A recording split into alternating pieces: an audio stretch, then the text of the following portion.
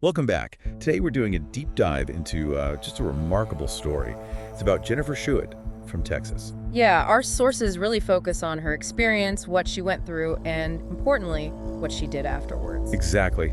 Our goal here, our mission, is to try and understand her incredible strength and the impact she had after surviving something truly terrifying. It's a powerful story about resilience, definitely. So let's set the scene. It's August 1990, Dickinson, Texas. An 8-year-old girl, Jennifer, is taken right from her own bedroom. Just imagine that fear. An 8-year-old, it's unthinkable. Completely. But what's striking, almost immediately, is her inner strength. Despite horrific injuries, she survived. She held on. And what happens next is honestly pretty astonishing, even though her injuries meant she couldn't speak. Right, she couldn't talk.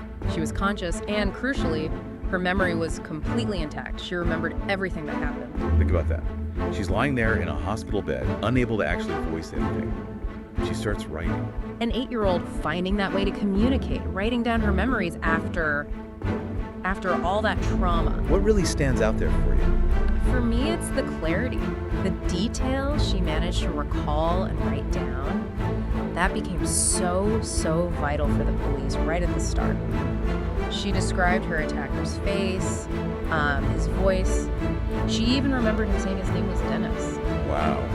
From an 8-year-old in that state, that level of detail is, it's extraordinary. It really is. And those notes she wrote, they're basically a lifeline for the investigation, weren't they? Absolutely. The police used her descriptions, her written words, to create a composite sketch of the suspect. And that crucial information, that sketch, it came directly from her memory, her determination, right after going through hell. It just underscores her incredible presence of mind, Her absolute refusal to be silenced, even when she literally couldn't speak. Now, you'd think with that kind of start, with her bravery and clear memory, but the case went cold.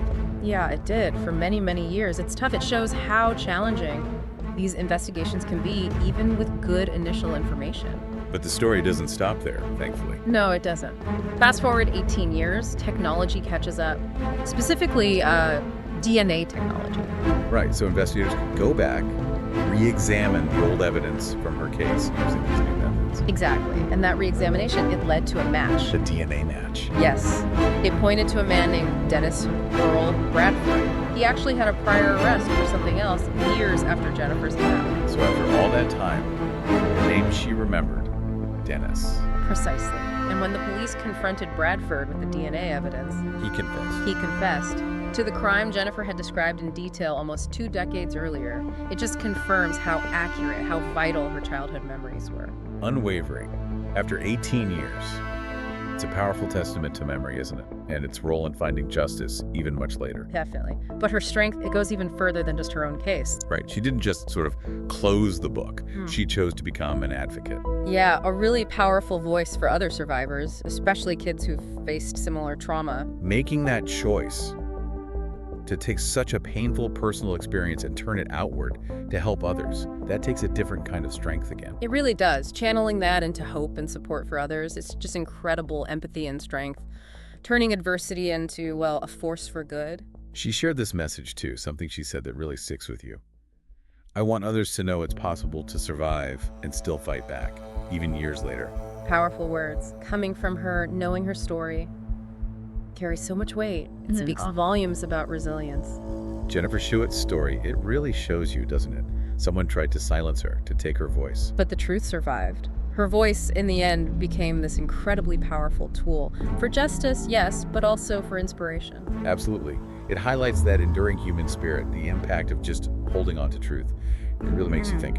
Just consider the immense strength required, not only to survive something like that, but then to transform that experience into a way to help other people years down the line. What does her story really teach us about memory, about resilience? Something profound to reflect on.